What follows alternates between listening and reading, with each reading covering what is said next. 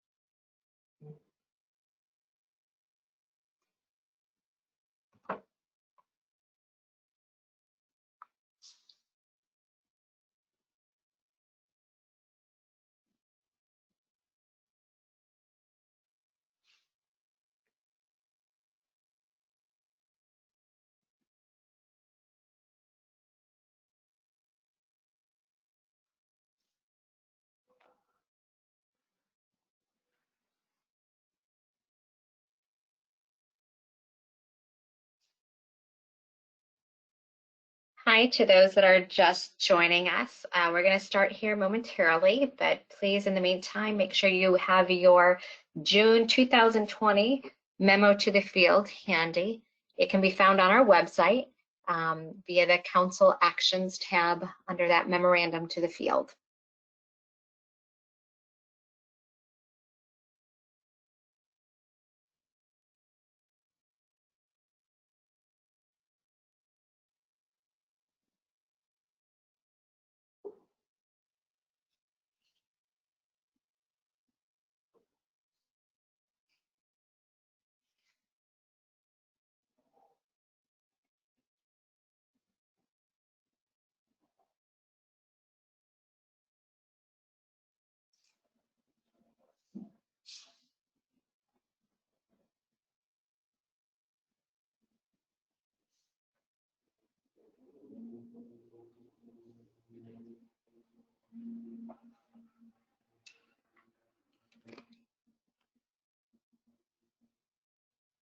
All right, at this time, we're going to go ahead and get started. So welcome everybody to the Aware ACICS webinar announcing, relating, and explaining the most recent June 2020 memorandum to the field. Welcome to everybody. I hope everybody's staying safe and healthy during these interesting times. We miss you all, but hopefully we'll get to see some people out here soon. All right, we're going to go through all of the recent changes. We haven't relayed these in a while because there haven't been too many. But for today, the presenters will be Michelle Edwards, President and CEO, Perlita Walters-Gilliam, Vice President of Accreditation, and then myself, Carly Ziegler, Manager for Policy and Institutional Compliance. Okay, so welcome to all of you from all of us, but I'm going to hand it over to Michelle here, who's going to say hello herself. Well, good morning, everybody, or good afternoon, morning, evening, depending on where you're joining us from. Don't have a lot of comments this morning because I'm saving them for our annual meeting next week. Want to do a shameless plug to encourage you that if you have not registered for the annual meeting, you can do that on our website on the homepage. Annual meeting is a week from today, I believe at 1 o'clock, could be 2 o'clock, but it is down on our page. As Carly said, we miss everyone. It certainly is a new normal for everybody. DC is still not operating anywhere near normal. We are all still remote and joining you all independently from our homes. So hopefully we will start joining the rest of the world as coming back to that new normal. So I want to thank everybody for joining us this morning. Again, encourage you to join us next week for the annual meeting, which we would have rather held in person, but we are going to hold that remotely as well. So a lot of information to cover today. So again, thanks for joining us. All right, thank you, Michelle. Okay, so on the agenda today, as usual, we're going to go through, there were a couple changes to the bylaws, which go out as final. So we'll go over those here in just a moment. Then also, we've got several proposed changes that came both through our systematic review process as well as from the field and through additional reviews. And then lastly, we've got our for information only, some reminders, some new things coming up that you'll want to be aware of. And then at the end, we'll open it up to any questions you have. If you have questions as we go through, just go ahead and put them down under the questions there, and we'll be happy to answer those at the end for you. So again, I'm going to kick it off to Michelle once again. She's going to go through some of the final criteria revisions. And again, those are those changes to the bylaws.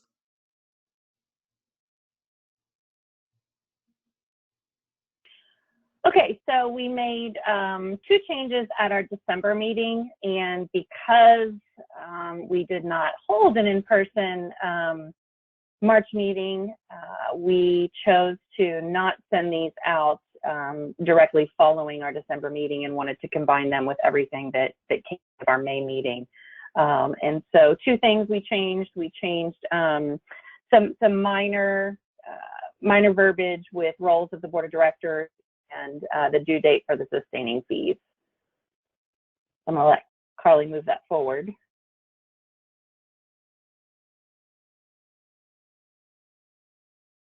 The first one we did, and I don't know if you recall, back in, I believe it was 2016, we made the change from the chair-elect of the council to be named the vice chair. And we had that, and I think at the time, there was so much uncertainty with ACICS that we weren't sure exactly who was going to what role at what time. Typically, the chair-elect becomes the chair the following year. So the board of directors decided in December to revert that back. And so the chair-elect will be elected each year by the board and will serve as the chair in the following year. And then the second piece was changing and this was again changed in 2016, and we're just reverting back to the original language where the president and CEO has typically served as the secretary of the board of directors in the corporation, basically maintaining minutes, making financial decision or signing financial pieces of the board of directors at their direction. And so that was just reverted back to how it had been in the past. The second piece that's final is changing is making some changes to the bylaws, and I encourage you to read these in your memo to the field. So we changed the due date for sustaining fees from October 31st. At that point, it was already 4 months into the fiscal year. I think it was confusing for a lot of our schools, and it was also difficult for us to manage a budget when your sustaining fees were due so late in a fiscal year. So those are now going to be due on August 15th annually. We also made some changes. We added some language there to address late fees, and I think the late fees have been covered across the board in all of our different applications fees and the like. We removed just some procedural language that talked about it had been in there forever, and I don't think, as far as I know, hadn't been used in many, many years, that talked about you were making payments, if you had a payment plan, it talked about interest accrual, and that's just not something that that ACICS does in practice. And so that old language was removed. And the other language we put in the bylaws was there were so many institutions as they were closing or withdrawing that were asking for prorated dues, and to clarify, just with as with all of the other accreditors, that dues are not prorated at any point in time when you exit the organization. They're only prorated when you're coming in as an initial accredited institution. And so that was that just cleans up that language as well. And so both of those were passed by the board of directors in December and are final effective immediately.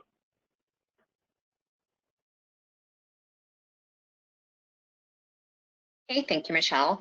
Now we're going to move into our proposed revisions, which, as I mentioned, you've hopefully seen there's quite a few. So as we go along, please pay particular attention to any that may affect your institution, and be sure to provide your comments and feedback per our call for comment that's available there in your memo. Okay, at this point, I'm going to kick this over to Perlita now, who is going to go through the next few pieces that came about as part of our systematic review. Hi, everyone. It's been a long time, too long for me. I miss being on the road, although some of you might disagree that you don't miss seeing me at your institutions, but I hope everyone is doing well and able to provide instruction to the students, even if it's virtually, if you're transitioning back to on campus, that you do taking the appropriate measures to ensure that everyone is safe. The three that I'm going to briefly talk about: the Appendix H as it relates to distance education, ESL, which is Appendix F, and the initiation and evaluation of program changes. I have the memo up, so on from pages 5 through 8, we're going to talk about distance ed. This presentation summarizes the changes, the critical changes in bullet form, which doesn't really capture the extensiveness of the changes that were proposed over the last few years. Some of you may recall that the distance education review began a few years ago. We did an ad hoc committee, and then we transitioned to using an external third-party expert, distance education expert, to do a holistic review of Appendix H, which went beyond just removing and revising the standards concerning competency-based education and self-paced. So those were removed last year. This individual went through and looked at every section, institutional readiness, curriculum, etc., and provided recommendations to the council concerning revisions.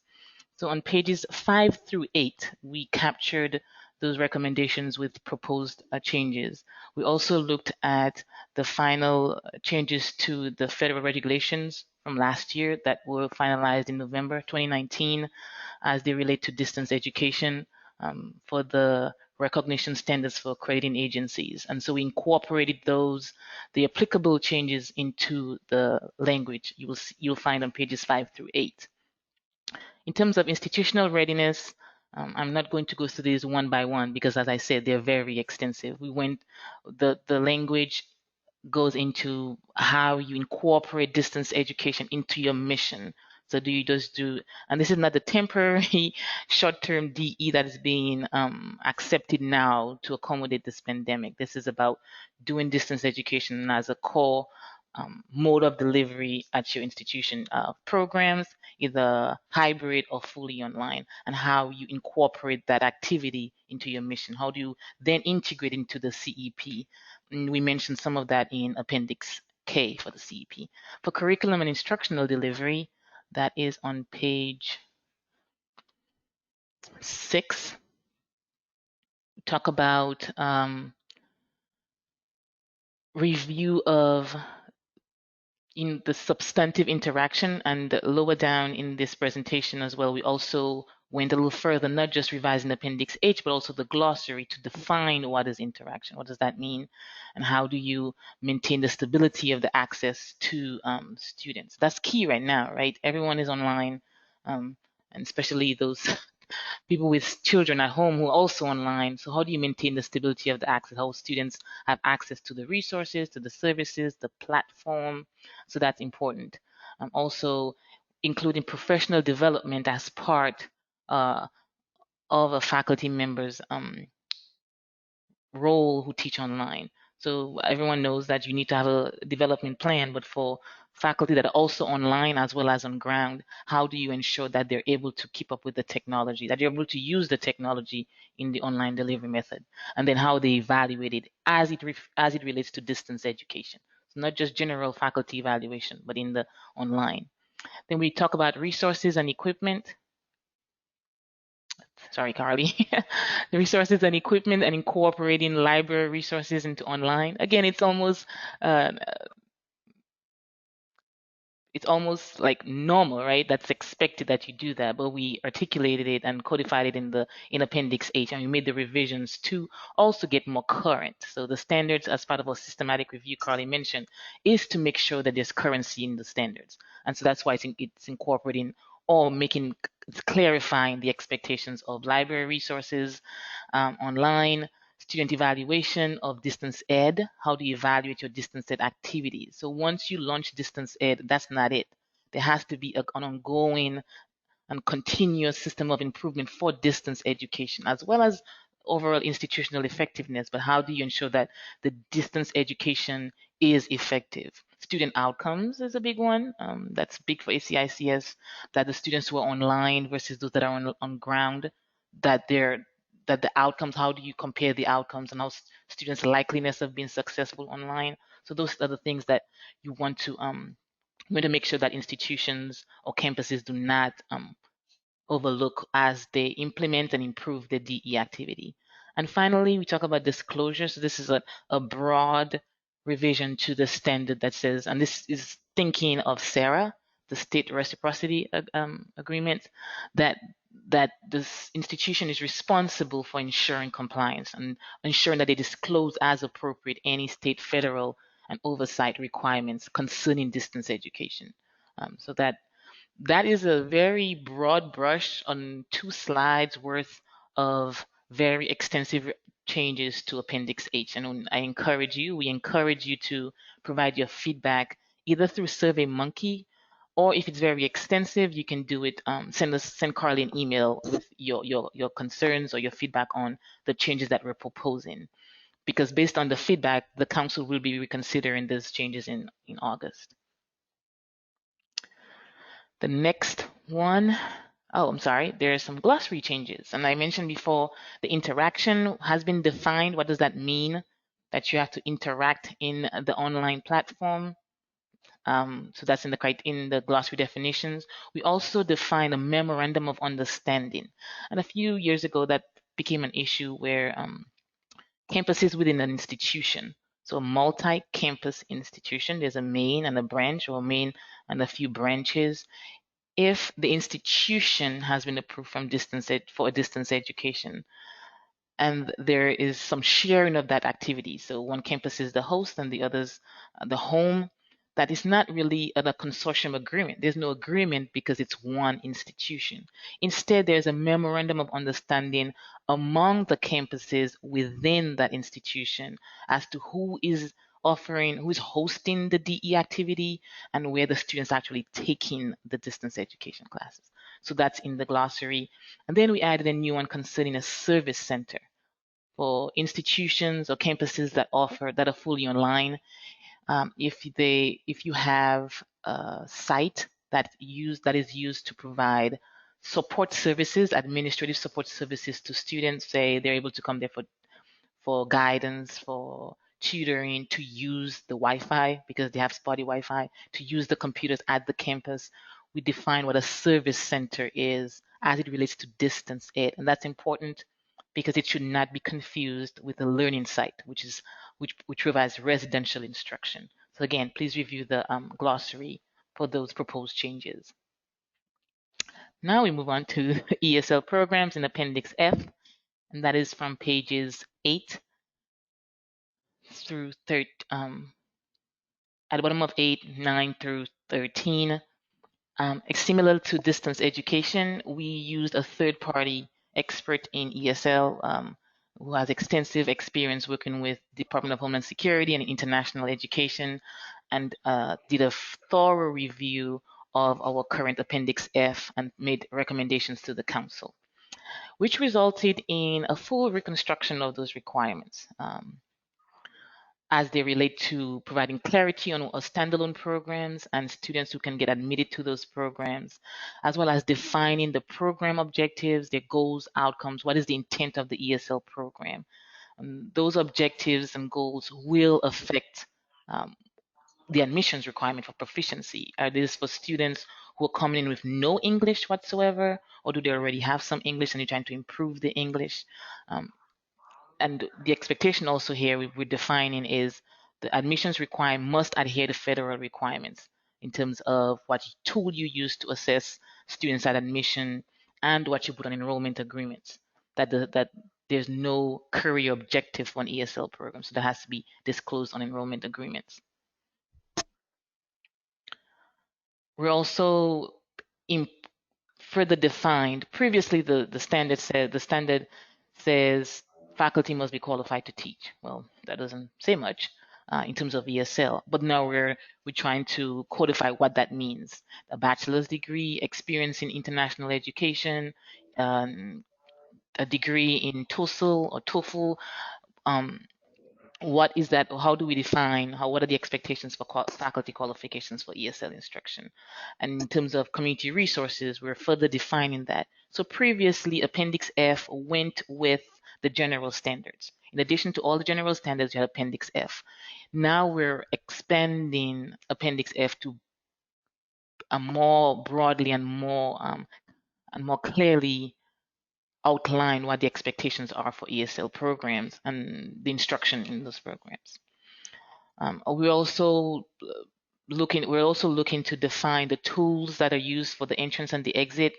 It wasn't clear as to what service or what software or what system, what test could be used. So we added some language on that, as well as the services that are offered to students in ESL programs. And it's just really broad. Student services should be offered that meet, again, the students that you're serving. How do you account for the cultural and the immigration support that they may need if they're non-US coming to learn English here? A big piece for ESL has always been SAP, and how do you measure SAP for student that go by levels, right? Level of instruction and a proficiency. And that we try to clearly define that, and we really encourage your feedback, those of you who are in English programs or who have expertise in ESL programs, evaluators and institutional representatives, to provide some feedback on the language that we try to draft concerning the expectations for SAP and how students progress through the programs. A concern has always been, well, why is the student still in the same level for ESL? Why are they not moving, advancing? And what is the expectation for the program to help students advance through? And how many times can they fail the same level? There has to be there has to be outlined in the catalog as well for SAP as it relates to ESL specifically, and how the school measures satisfactory progress. And of course, as with all other programs, you should evaluate your ESL, the effectiveness of that program in your CEP. That's like I guess an implicit expectation, but now we're saying you have to include ESL in your evaluation of the CEP, even if there's no placement outcome.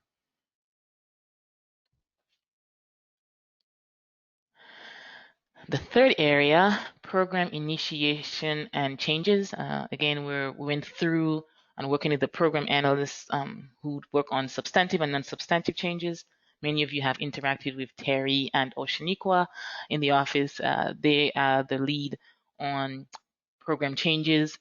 and we worked with them to go through and identify areas that need improvement or need revision as part of the systematic review process. The first area we looked at was for institutions that wish to offer a program online, is it necessary that they must first get approval to offer that program residentially? That was previously the case.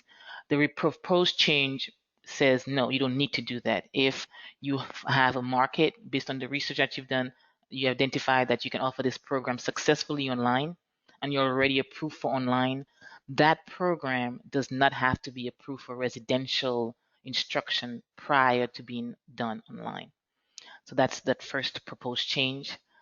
The second one is similar to the new program. So if you once you apply for distance education and you're approved for DE, if that DE activity is not initiated, if you don't start DE for whatever reason, that program that you're going to use, you don't have a student's interest for online in business, for example, after 1 year, that expires.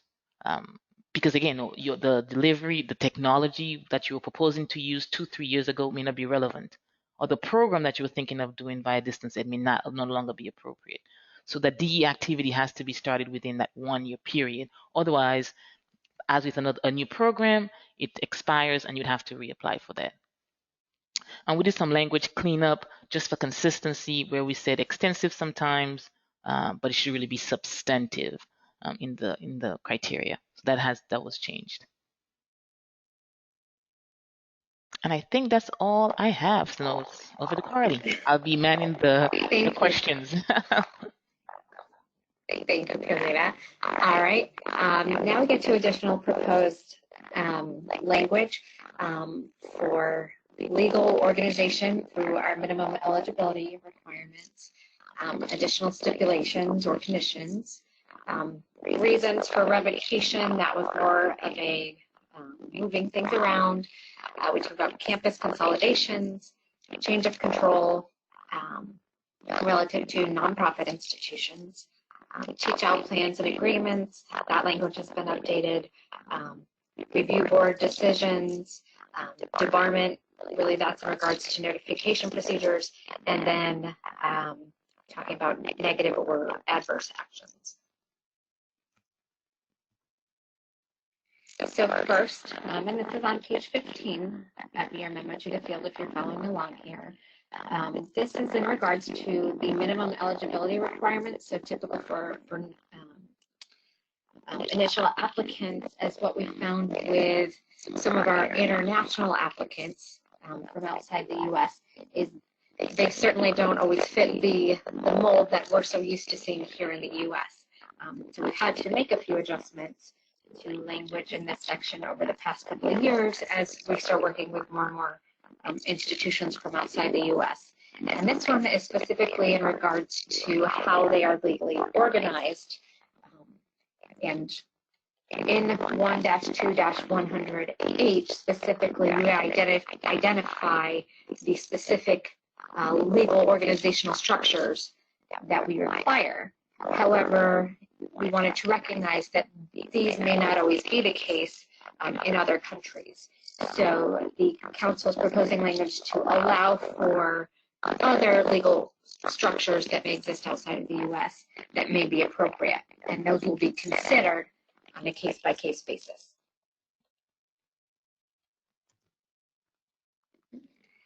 And then the next piece is in several sections of the criteria, and this is language that was added to allow for additional protections for our students, that the council may limit or otherwise condition an institution's grant or put stipulations in place when an institution is found to be materially out of compliance. So if they're taking a compliance warning, or more typically if it were a show cause or other such action, then they could perhaps put, for example, conditions on enrollment or something of that nature to ensure students are protected in case of precipitous closure or potential loss of accreditation. Certainly, we've all seen where a school has closed all of a sudden and students are in danger. So we want to really try to put some language in the criteria that would do what we can to really protect those students.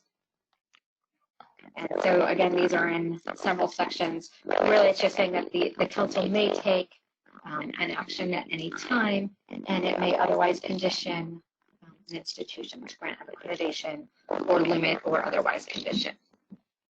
And again, so again they're throughout. Carly, your sound is acting up a little bit. Oh, gotta love technical difficulties. Let me try something here.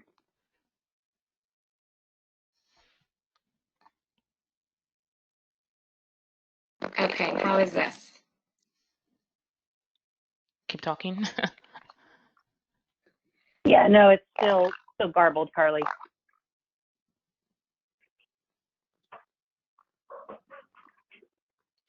Okay. So while Carly's figuring that, I'll just add for this one, similar to the council's ability to, for example, do an unannounced visit because it's within our purview in terms of ensuring quality at institutions. That is the intent of this additional stipulations, where the concern for students is significant, and the council wants to have that ability to do what it needs to do to protect students.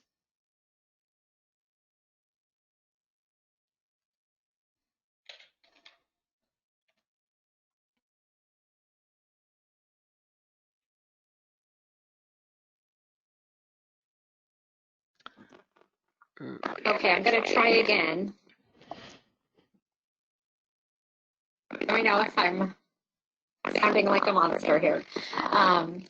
But the next one is reason, and this was really a transfer of these areas from revocation to the potential for a withdrawal by suspension. And that's in regards to if an institution does not submit their CAR or required financial reports, these are no longer revocable.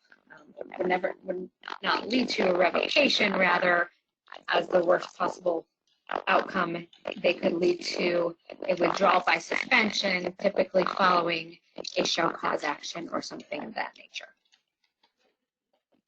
And also, another change was the removal of a certification by the CEO when submitting the CAR.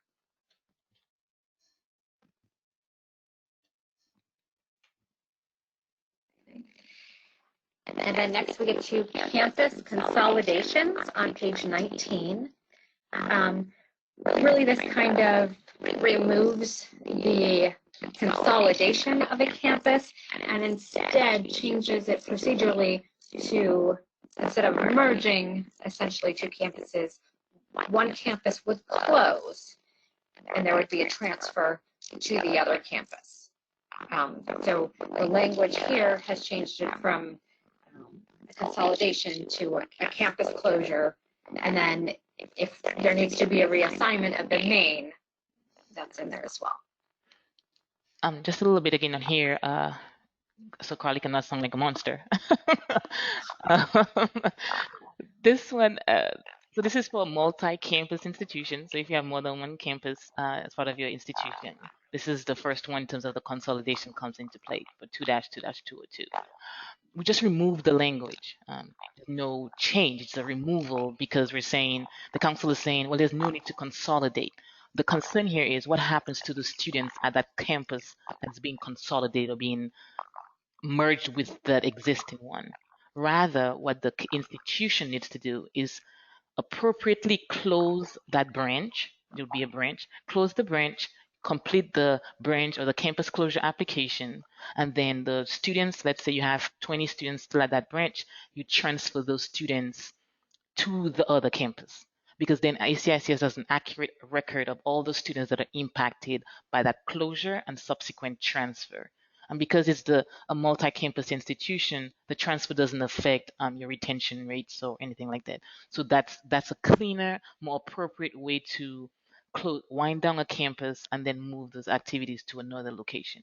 And then you have to provide to ACICS the students, the programs, making sure that when you close that campus, that the other location has those programs already approved, that it just, oh, well, they will take another program. What happens to the students once they move over? And how far is the other campus? Are you going to provide transportation? Are you giving them vouchers? Is it online, etc.? So that's the intent of the first part. And then the second one, the criterion was very heavy on the grant length. That's a more procedural conversation rather than a criterion. And so that there's the revision is to clean that up to say you have to do the application to redesignate, to designate your, if you have a branch and a main, if you're going to switch what is a main, what is a branch, then you just have to apply and follow the procedures for that. So those are the two changes for those two things.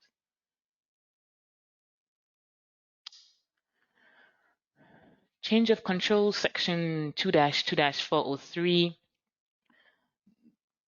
The criterion focused on just a change of control / ownership / control. So there was no distinction for those institutions that are governed by a not-for-profit, for a non-profit, because there's no money changing hands, so there's no financial transaction. So the current criterion did not account for that entity or that type of legal structure, even though we have ACIC has non-profit institutions. So the council drafted language concerning how a change of control for non-profit should be done. And again, approval is needed prior to the change, whereas for a change of ownership for a for-profit, the approval is after the change. Once the money changes hands, and there's a very specific process that needs to be followed. Automatic discontinuation of accreditation, etc.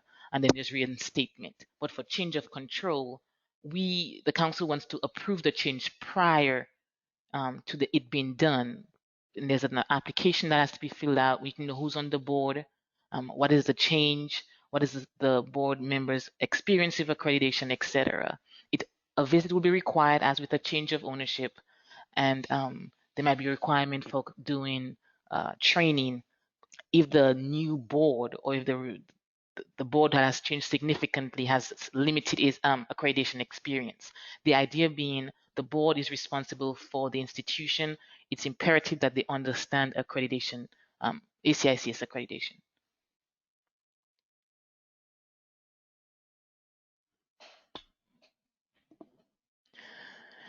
TCHAT plans and agreements, section 2-2-303.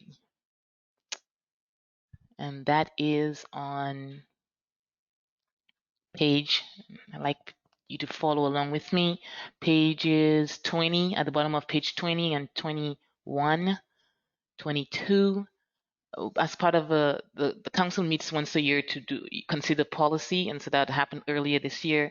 And the Fed changes, I mentioned them previously, the revisions to the federal regulations that will final last November. They'll be effective this year, but they'll final last November.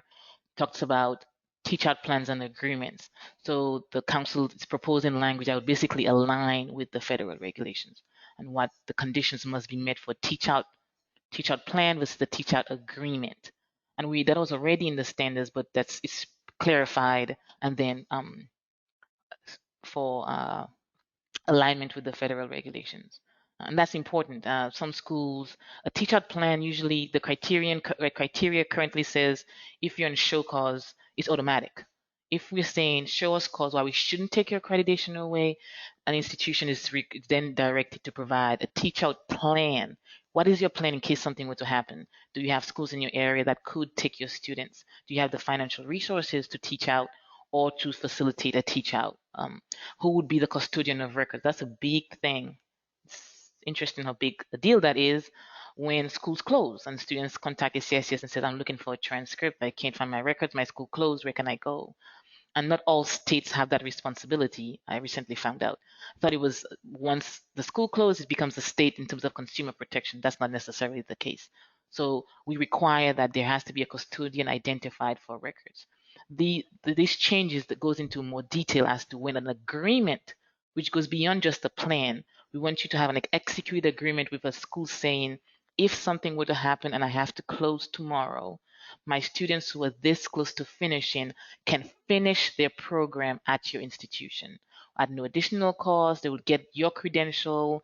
All their classes would, either 75% there or 80%, that they can finish that 20% and get that degree because you're so close. So that's what the agreement, that's the distinction between the plan and agreement.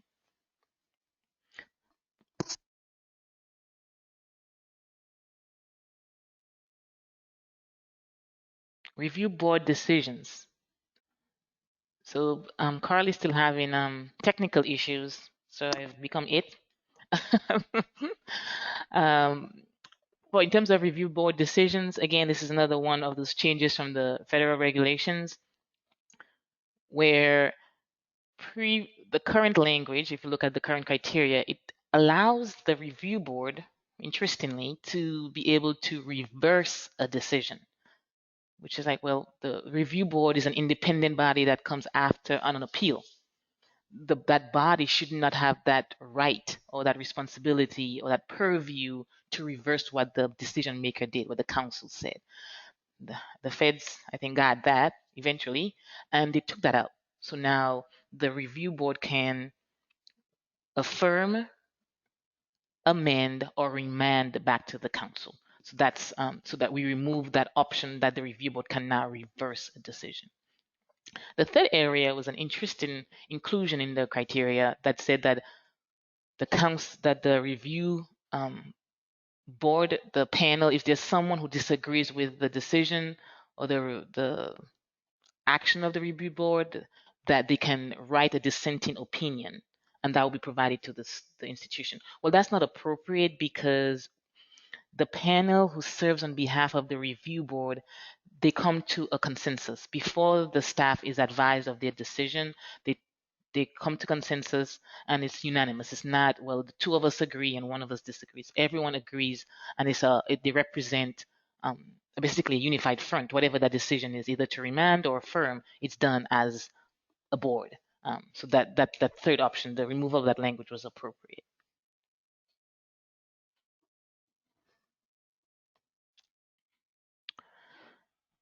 There was a concern, the council was concerned that just sending a certified letter to someone about debarment was not appropriate. And I'm going to try to explain succinctly why.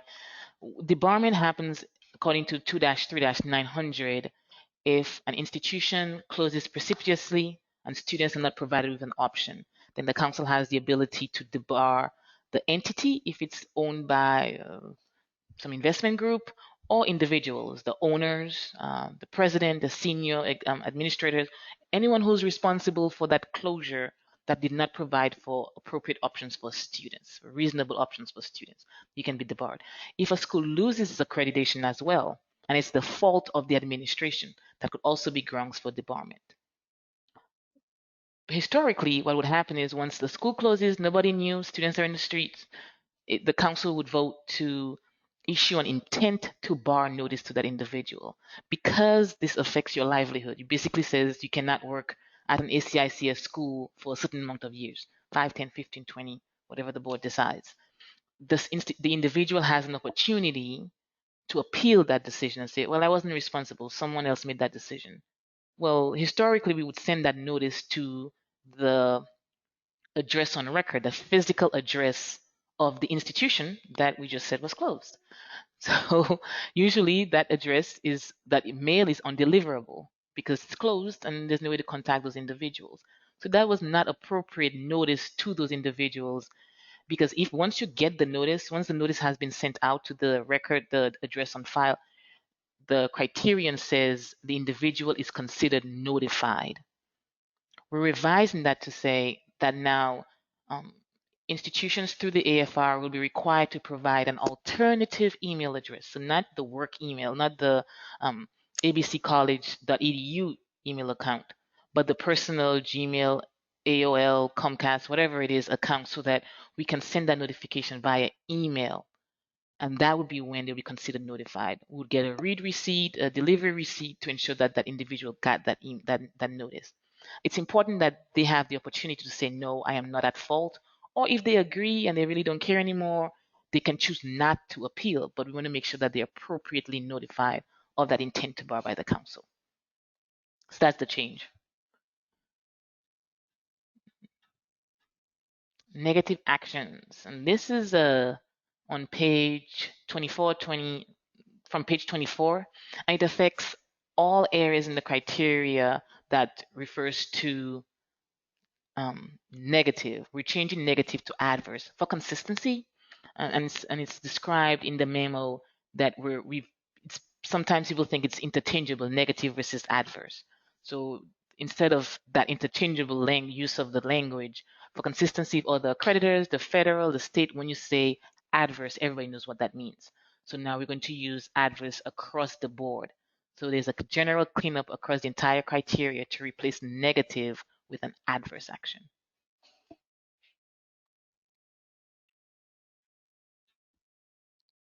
For information only. Probably, Carly, you're going to try and see if your sound is better or no.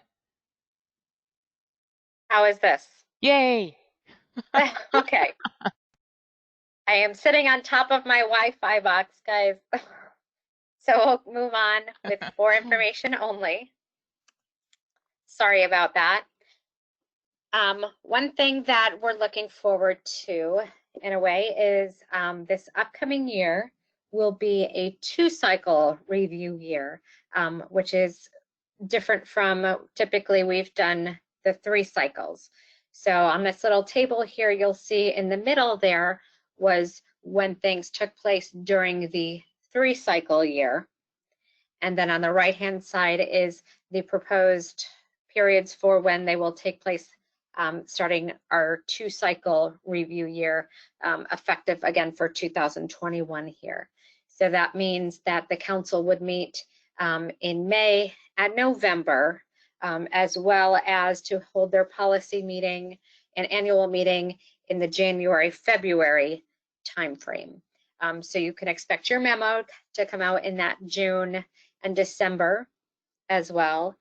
Now, with that being said, that changes the review for student achievement, as well as financial review. So those will take place throughout, and the financial reviews will be ongoing at the council meetings and in potential meetings of the financial review committee in between.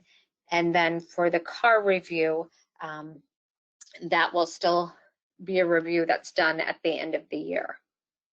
So looking forward to 2021. For anyone that's got a visit coming up, you can expect to fall either in the January through March visit cycle or in the July through September visit cycle. So those notifications will be going out here soon within the next month.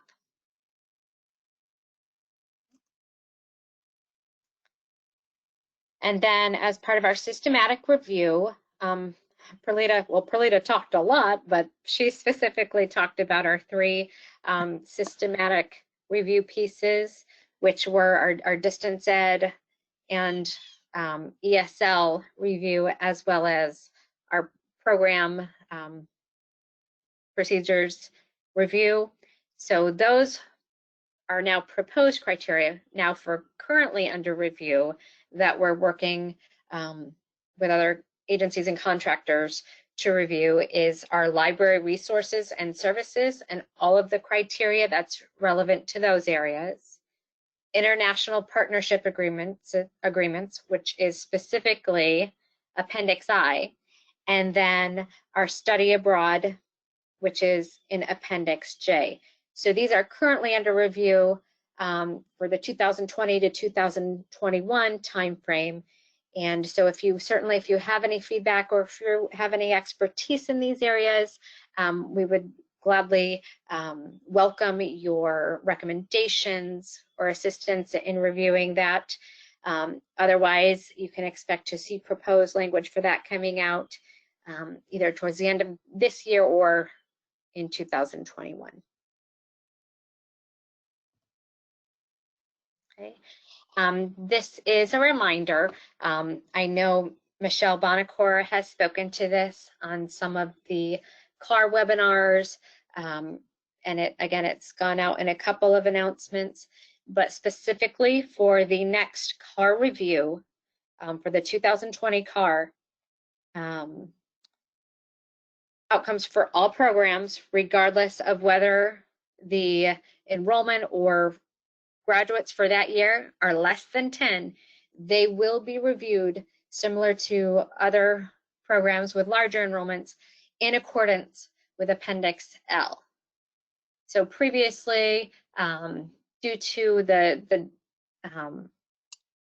number as far as the data review, less than 10 would have a separate action. However, now all programs with all enrollment will be included in the review in accordance with the guidelines in Appendix L. And again, that less than 10, that in and of itself, if I have 8 students that were enrolled throughout the year, that would not be reason to submit a mitigating circumstance application. There would have to have been a circumstance that impacted our enrollment, our number of graduates, or impacting our outcomes relevant to that. So again, this is a reminder to look forward to here at the end of the year when you submit your CAR. Okay, and second reminder, if you will, this went out in the September 2019 memo as final criteria, and that was the new Appendix M relative to programs under 300 clock hours. This is a reminder that if you want your program approved as a vocational program, which leads to licensure, certification, or professional outcome, you need to submit that as a new program by June 30th, in a couple of weeks here. So be sure to do that. Review Appendix M.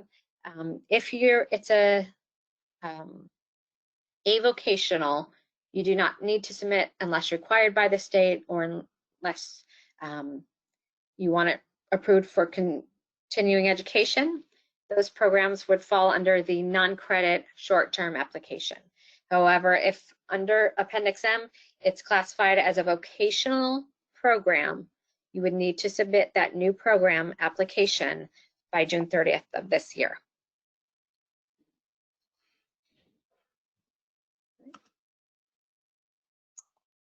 And then on our website, a couple other reminders and things that you saw in the memo here that is also on our website. As Michelle mentioned earlier in this webinar, the annual meeting registration is up, and that's actually next week. So be sure to register for that. And then also we've been posting as often as we can the continuous updates and guidance relative to the COVID-19 pandemic and all these varying circumstances that we're all working with here. You know, and certainly we appreciate all the quick changes that our institutions are going through and are facing, and hopefully we get a lot of good learning experiences out of this. Okay. And again, that big plug for our call for comment, you guys. Please provide your feedback. Again, if you have expertise in certain areas or you want to provide perspective on how this may impact your institution or other institutions, please provide that via the SurveyMonkey link that's in that June 2020 memo to the field. It's also on the website there. And also there's an area for additional comments or questions relative to any other areas that you'd like to provide feedback for. And also if you can reach out to me directly, my email's on the website and will be here and is in the memo. It's everywhere. But if you would like to provide feedback for any of these areas, I'd be happy to receive that as well. Okay. So at this time, thank you for your attention. We're going to go ahead and I know we've got a few questions in here. We'll start responding to those questions. And if you've got any other questions, go ahead and enter them in, and we will get to those as they come.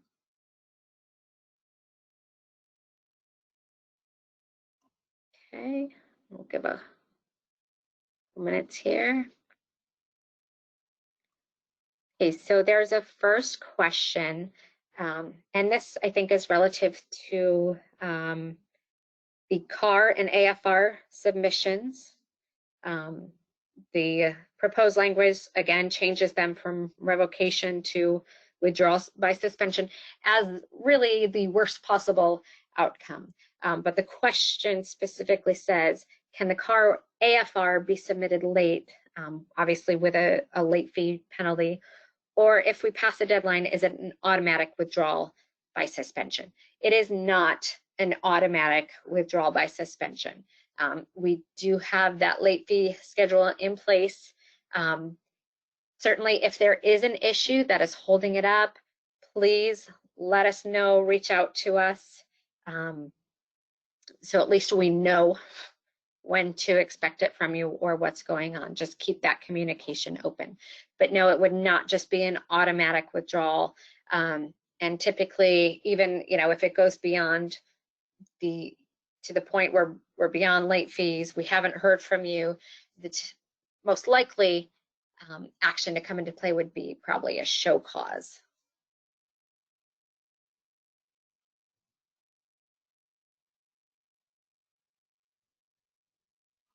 Okay.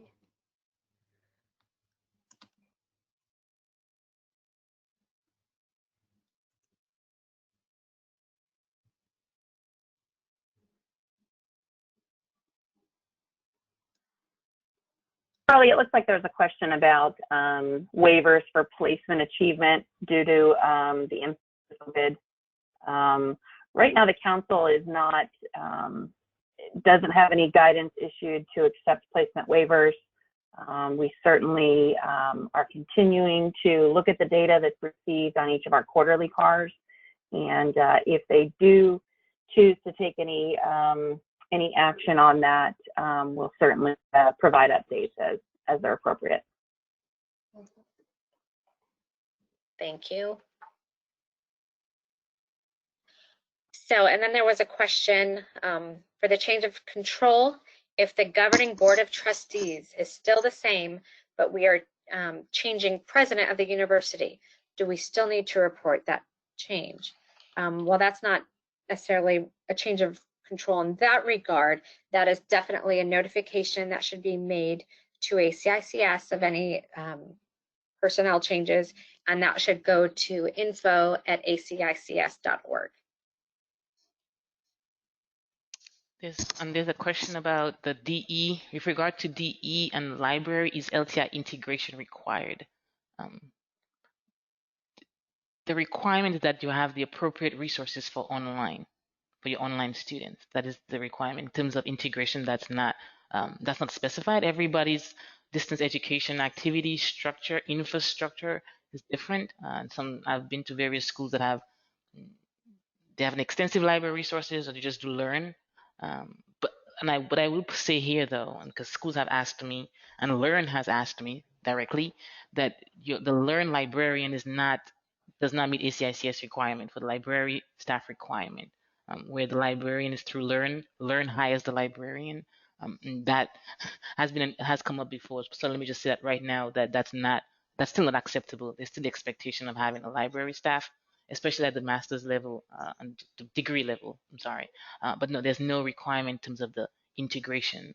It's more that the library resources are appropriate.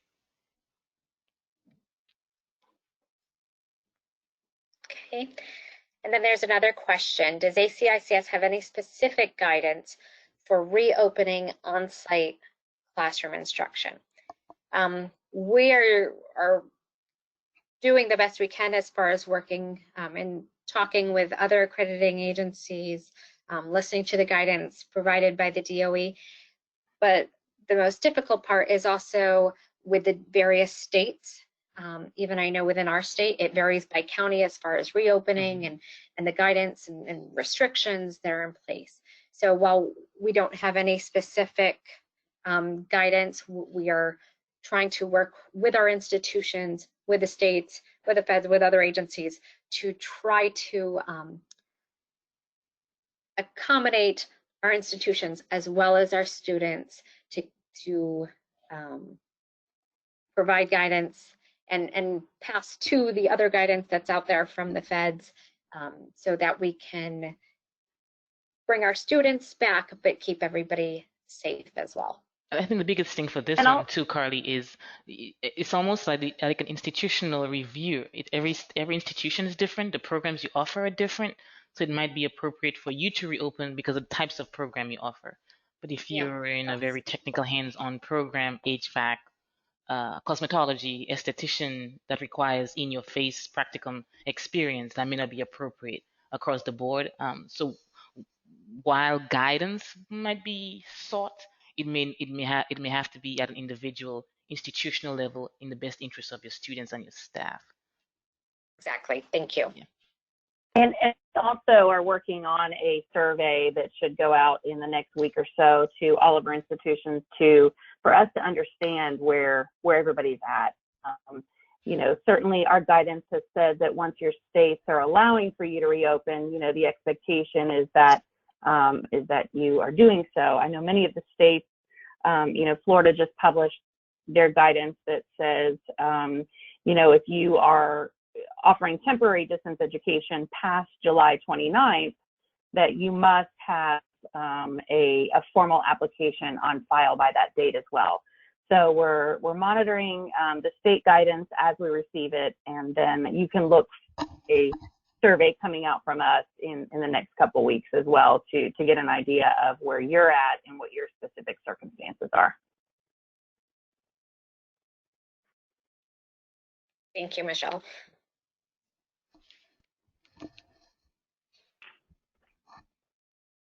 Okay, I know there's a couple other questions that have been responded to, but we'll give another minute if anybody has any other questions.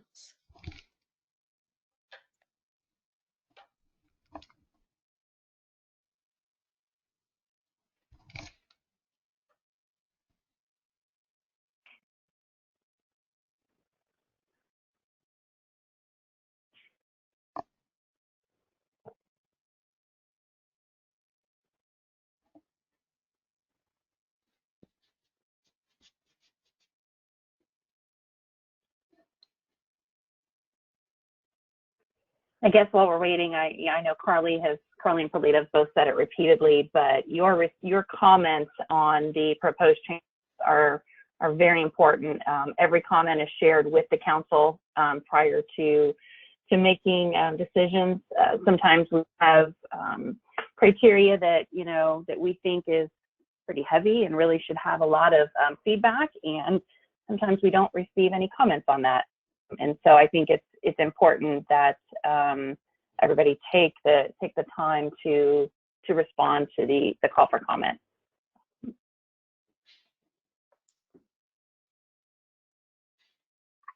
think there's a question about when will the council action spring 2020 be posted on our website? As far as I know, it's on our website under council actions.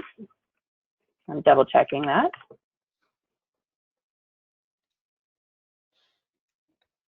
Yeah, on our website under,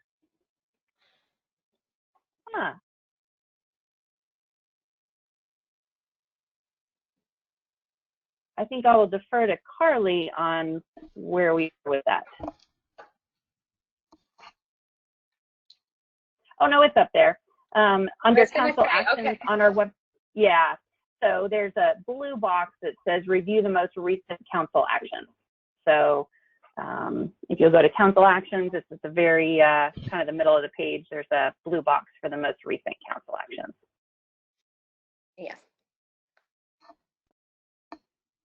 There's a question about the DE application process.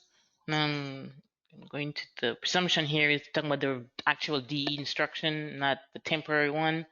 the state approval is part of the submission. And so even if you were to submit the documents without the state, that we couldn't commence the review because we need all those documents. I guess it'd be helpful if you communicate with ACICS. Please feel free to reach out to Terry Jelinek and let her know that you're trying to submit an application, where the state is, etc. And I think now, especially given the unpredictability of everything and just how disruptive might be a good word here, disruptive the pandemic has been to educational activity, life as we know it, that I strongly recommend and I encourage you to communicate with ACICS. As you explore options, as you have issues, the state is slow, high schools are slow. I mean, not necessarily slow, it's just there are other more pressing issues affecting everybody, right? And so you may not get the things that you need to do what we require you to do. And in those cases, we recommend that you reach out and at least have a conversation with ACICS and say, hey, I would like to do distance education. What is the timeline? The state is holding us up on the approval because they have limited capacity, limited staff, whatever the reason is, and work with ACICS so that you can do it efficiently, effectively, and in a way that doesn't compromise what you're trying to do.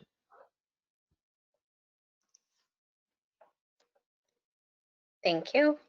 And there's a question for Appendix M, where the submission is due on June 30th. Is that part of the memorandum to the field? So that was part of the September 2019 memorandum to the field, where that language went out as final.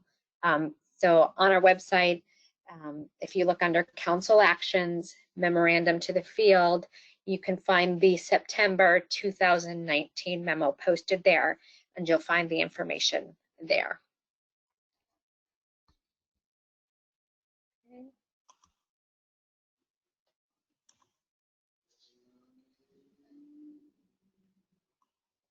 Okay.